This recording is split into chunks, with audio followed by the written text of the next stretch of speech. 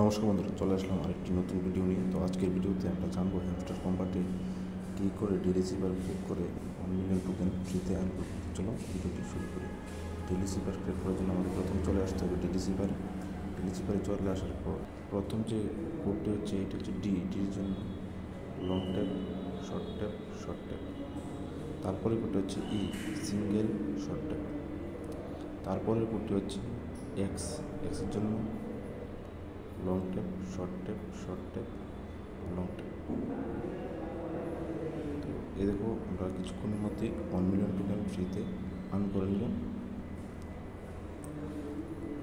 তো যদি ভিডিওটি ভালো লাগে থাকে তাহলে ভিডিওটি লাইক করে দিও আর নিচে কমেন্ট করে দিও।